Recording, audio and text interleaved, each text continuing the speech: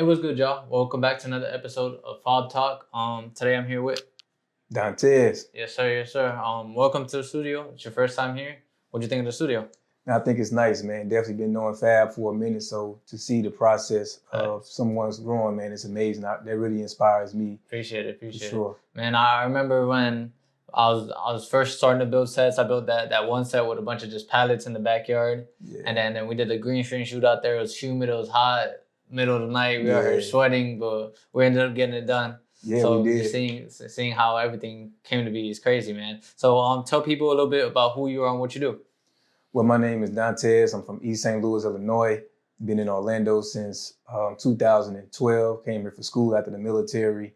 Went to school at Full Sail. Got my bachelor's in recording arts. Got my master's in entertainment business after that. Shortly after that, I started my own production company called Groove Productions with another one of my business partners I went to school with. That ended up transforming to what I have now, which is the Dontez Experience. It's more of a freelance company where I display all of my artistry in any way I possibly can. And with that being said, I'm an artist, author, screenwriter, directors, things of that such. I just try to give the world everything that I have inside of me for the most part. Facts. And I know that we've shot multiple music videos for sure, and I know that you have a real unique, keen style of representing your art, right? It's very story-oriented, right? Yep. What would you say is a good representation of how you portray your art? Wisdom. Wisdom is the first word that comes to my mind because whenever I internalize something that I've been going through or experiencing something, I like to share it with the world. Even if it's just information I've read and I feel like people need to know about it, instead of just coming online like, hey, you need to know about this. I like to get creative with it and put it inside the music so that you also having fun and enjoying the vibe of the music, which loosens you up so you can be more receptive to the message that I'm trying to give. Right. Where do you pull from to is it life experiences to get this, to be able to put your stories out there? What are some aspects of life that you pull from to get the ideas? Everything, man. The greatest music always come out of like some crazy event happens in your life, like you end up broke or something, or a breakup with someone you thought you was gonna be with forever. Like those things will spring you into darkness, but you have to find a light in it and then come out, and that light be the creative story or something to share with the people. Yeah. You know. Hell yeah. Going into the new year, right? I know you got a bunch of big releases planned. I heard that you got a book coming out, you got a film series coming out, and you got an album coming out. Yep. Can you tell me a little bit about that? So the album is called Pitch Black. Also, is the book and the music film, and they all tied to each other. Great because it kind of piggybacks from the last question, because this whole project came to be because of life, because of the experience. So it kind of put me into isolation where I had to look at a few things, and this is what came out of it. I was actually meditating, the book came to me, and then from that I knew to put together these 11 songs, and once I completed all of that, I was able to go to the step I'm at now, which is actually writing the music film to tie it all together. So whether you're a visual person who needs to see the visuals, we have those for you. If you're an audio person who loves the music, we have the music. And if you're a person who likes to read, then we have the book too. And the book is not going to be so much tied to the song, like when I'm breaking down lyrics. The book is kind of like the ambience of the song, whereas I'm diving deep into how to maneuver through certain aspects of yourself so you can find out more about yourself. So like a self I don't know how to say self-finding, but I don't know how to break it down, but what do you want the audience to take away from these projects that you're putting out? What's the main story behind everything? The main thing that I'm trying to get the audience to do with anything that I do from this brand is to develop a closer relationship with divinity. When I say divinity, that means anything that you're into. If you're a Christian, get closer to whoever you got going on there. If you're a Muslim, get close to whatever it is. Lean in. These are the times on this planet right now that you need to lean into your divinity, the things that you believe in, that you know in, instead of exterior things, because it's so easy to be manipulated to think a certain way or follow a certain set of rules that's not in alignment with who you are. But if you lean into your divinity or what you believe or whatever it is for you, then you'll be able to be more authentic with your approach towards life, and then the things will flow a lot easier for you too. It'll be a lot less resistance. Right. I know you're a big spiritual person, right? Did you find certain consistencies between different spiritualities that you're able to conglomerate together into one message? Yeah, and the thing about it is, if you look at every spiritual system on the planet, they all have similarities. Like they all pulling from the same thing. It's just different points of view. It's like, say God is the elephant, and then Christianity might be one of the legs, and then the Islam faith might be another one of the legs. But if you step back and see the whole thing, you see the message just is that we all one. There's only one thing going on here, and the more you realize and connect with that God particle or energy, whatever you want to call it, the more you'll be able to be more your authentic self and be in your core frequency, so that you can operate the way that the world needs you to, because we need people to be authentic to themselves and then share that, that abstract aspect of them and add the color to life, That's dope. That's dope. So, film, book, and album. There's three different aspects of creativity, right? How do you balance that all together? How do you know when it's, hey, I'm in a writing mood. Hey, I'm in a musical mood. Hey, I'm in my film bag right now. How do you find when you create that? What's that process like? Yeah, man. So how that works for me is I follow my heart. And a lot of people say that, but I'm gonna give y'all an example of what I mean by that. So when I was having a meditation and the book came to me, I automatically knew, okay, I need to lock in and knock this book out. So when I locked in to knock the book out, not only that, but God gave me instructions. You got 11 days, do a chapter a day. So that lets me slow down and actually like write and think about what I'm writing and then keep it going. And then from there, it's like, okay, once I'm done with that, I relax in it. I let it sit. And then my heart will lead me to the next thing. All right, put the songs together for the album. So then I put the songs together and then I go back into just relaxing. Then it's like, okay, what do I do now? Well, you need to go on a press run. So that's why we're here now. Like, you need to go tell people about the project. You need to tell people what's coming up. And then I chill again I relax. So the point I'm trying to make here is that I always go back to stillness.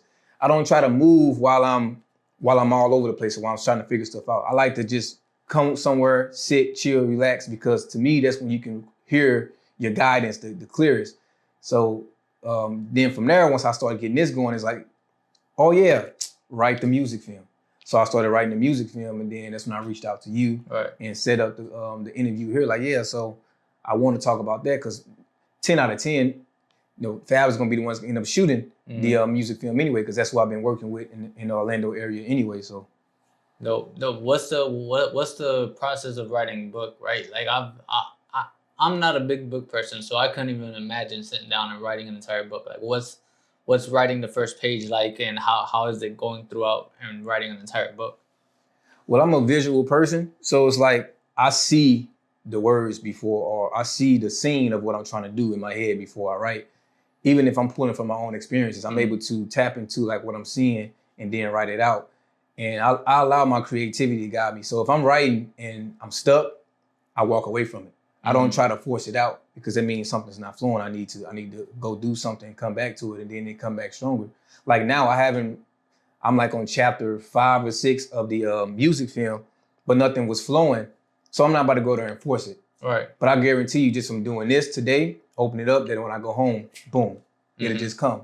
So I kind of just like to be in the creative flow, and you just never know when it might hit. It might hit while I'm driving. It might hit while I'm just sitting there at work or something. But I usually just kind of go off of the creative flow when it comes knocking. And on the music side of things, right? I've heard a lot of different sounds from you. I've heard you sing. I've heard R&B. I've heard rap. I've heard you go crazy with bars. Like, what could people expect from this upcoming album?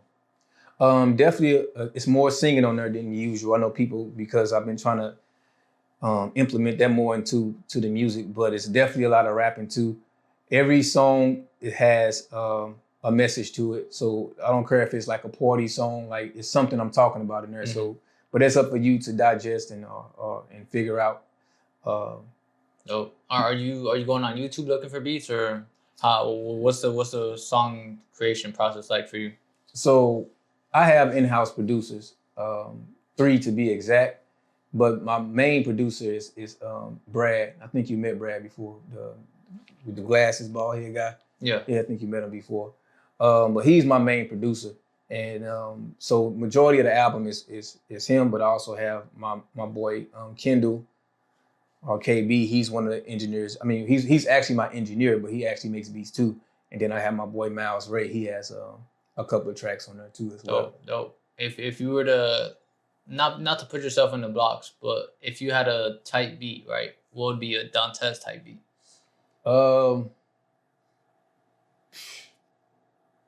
It really depends on the day. But I know if I was to go in and pick something, it'd be something soulful. Something soulful. But like it depends on the environment, because if I'm back at home in Illinois, then I probably gonna want something trappish. Mm-hmm. Because I'm feeding off of the environment and I'm taking the energy from there and I'm creating from there as well. So yeah, but me just to myself, I like to write and have fun writing. So I like smooth beats that allow me to actually express myself, because I get a kick out of writing stuff. I'm like, damn, I said that shit. You know what I'm saying? Yeah. And then it's fun and it's interactive. So now when I go and record it, I bring that same energy as well. So. Hell yeah.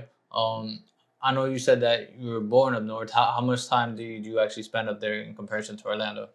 I'm definitely in Orlando majority of the time, but like when the weather is nice back in the Midwest, man, I go there. But once it get cold, man, I don't really be trying to mess around. I don't have the same blood thickness that I did growing up, man. So I get cold down there. My cousins be out there in December with hoodies on. I'd be out there with a whole jacket on. They like, man, you act like you didn't grow up here. I'm like, man, look here, I'm a Floridian now, man. So, so being that you're Floridian, how do you feel that like the city and just being in this environment has affected your creativity?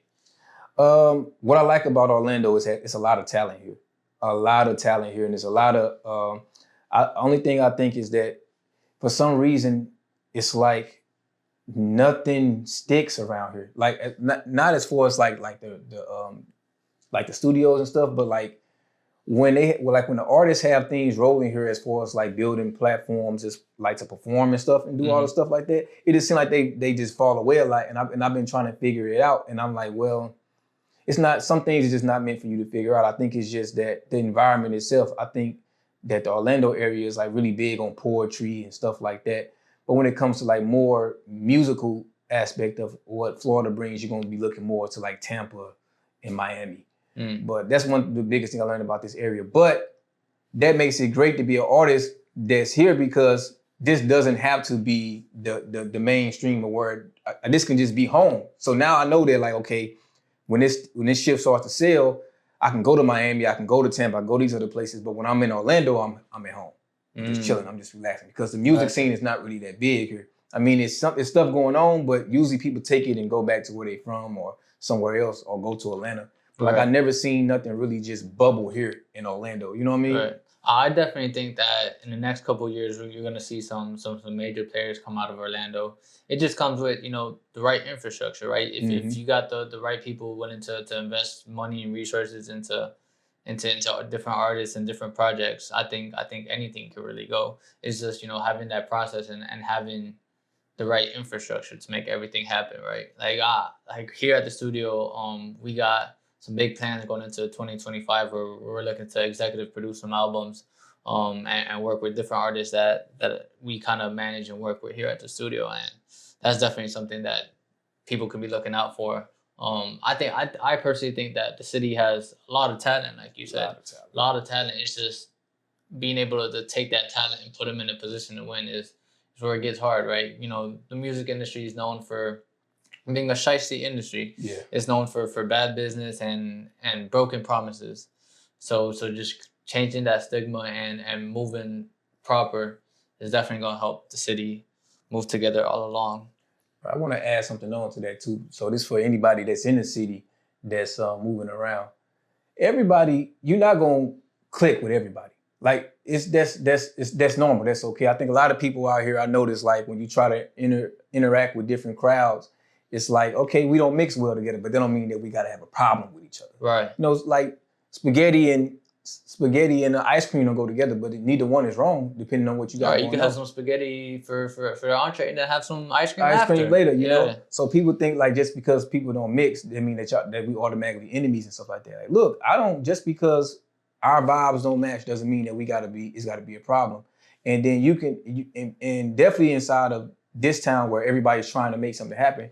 If you see somebody doing something, man, you know, you can show your support in so many different ways, even if you don't rock with them as hard as you want to. But there doesn't have to be a problem, though. Right. And I notice that a lot around here, like it's like okay, people have their tribes, but then like when they interact with other tribes, it's like this weird energy of like I don't even know how to explain it, but I just think that it shouldn't be that way. Like if we don't mix, if we don't mix, that's fine.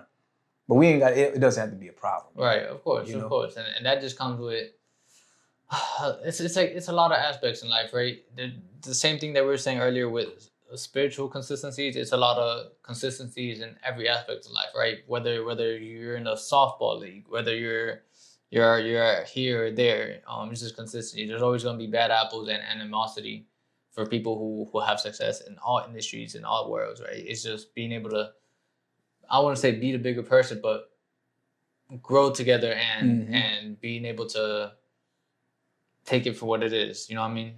Yeah. So that just comes with growth and you know, the people who are truly serious about this are gonna really drive it out, and the people who aren't, you're gonna see them trickle away. I'm sure that how long have you been here? Shoot, since 2012, 12 years. Right, and how many people have you seen come and go in that time, and how many people are truly still in it from them? Not too many. Not too many people still hanging in there. Yeah. Yeah, so it just goes to show that people who are truly serious about it tend to be the people who don't show the hate, who don't do things like that, and just stay in their lane and focus on what they do. And people who are showing that animosity, they tend to phase out over time, because that's not a recipe for success. You know what I mean? But yeah, so let's see. You said facing one's darkness to stand in their light is a powerful theme for Pitch Black. How has the process played out in your own life, and what do you hope readers and listeners take away from it?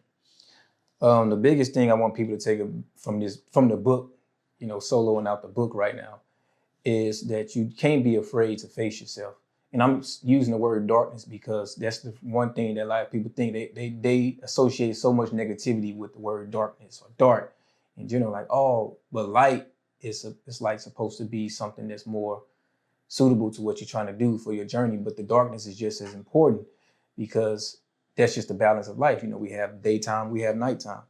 Crazy things go on in the daytime and crazy things go on at night too. So when you learn how to balance yourself within in that same manner, where you understand that you have dark aspects of yourself, you have, and you're able to use that to mirror and transmute those energies to something in light, so they can assist you on your journey.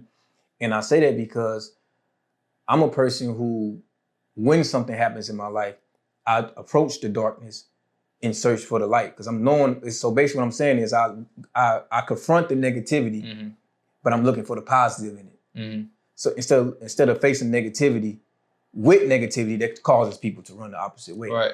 Because now you're mirroring that energy, so it feeds off of that. Right. But once I come to the darkness with a perspective of light, it has no choice but to become light. It has no choice but to mirror back to me what I'm mirroring into it. Right. So it doesn't have the power to bring more negativity. All it need to do is give me the solution, the answer. Right. So how do you fight that negativity, right? Because I feel like a lot of people's first instinct is that fight or flight instinct, where if they're confronted with negativity, it's instantly to push back and fight it. How do you overcome that? Overcoming it by understanding this is that the mind is elaborate, and it's been programmed since we were children. So a lot of times when people get faced with a problem, they automatically go to their logic, to their mind, trying to figure out, well, you got to go to your heart first, because the heart is not split between the left and the right, the up and down, all that stuff. The heart is just oneness. So from that space, the heart will be able to tell you what's going on. Then from the heart, you go in and program your mind or program your perspective to come to this situation like that. Because you just come with mind, you listen to what this person said, you listen to what your thoughts saying, what that person thought saying, what the world saying, what they saying on Instagram. Now you all caught up in your head, and you're going to miss out on the message. So I always like I say, I always go to a place of stillness. Recently, this book was inspired by a breakup, a relationship I was in. So after that breakup, I went into isolation for like 5 days. I didn't have my kids because their mother was in town. And I actually sat there. I fasted for like 2 or 3 of those days. And I just sat with myself because I wanted the answers. I wanted to see why this was going on, how to maneuver around it. And that's exactly what happened. So I always go into my heart instead of letting my mind try to calculate everything that's going on inside this logic and very limited view.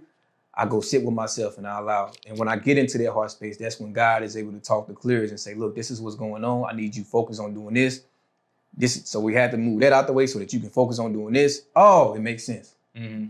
Then so you use meditation as a way to collect your thoughts and ultimately tap in with your inner self. Yep.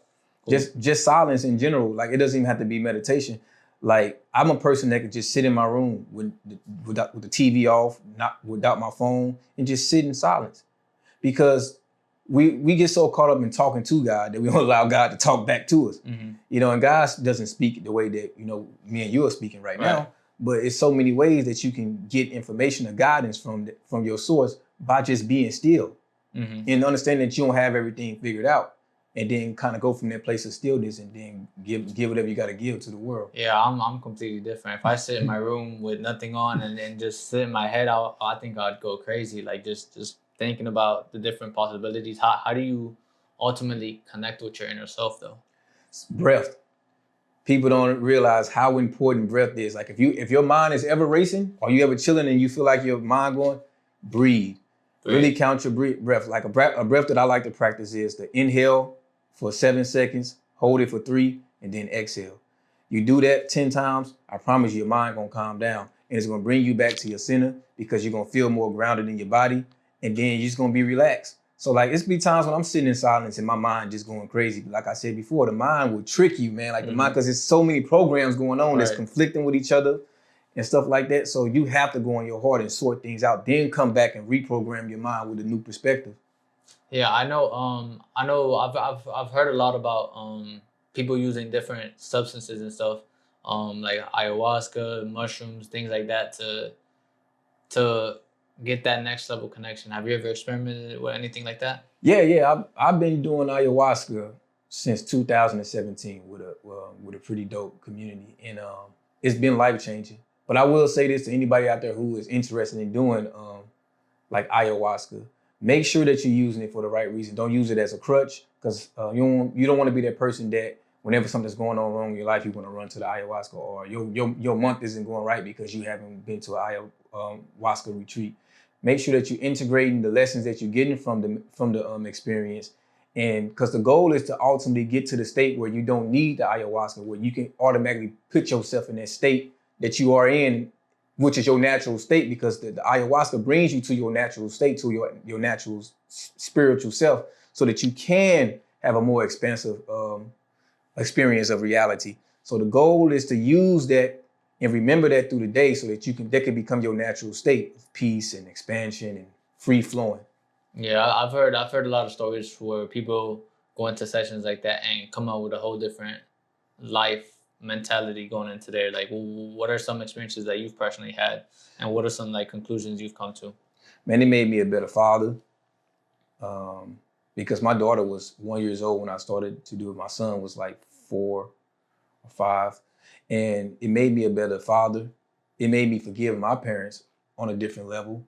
It helped me to reevaluate the marriage I was in at the time with their mother. So it made me make a lot of adjustments. It made me a better friend. Overall, it just made me a better version of myself, because I became more authentic. I started getting back into the things that make me happy, the things that I forgot about myself. But I knew early on when I was taking the medicine that I was going to utilize it as a way to actually grow and evolve and learn how to be codependent of the medicine, where I don't need to do it as often. And that's where I'm at now. Like, I don't do it as often. Like, I'll go when my spirit is led to go.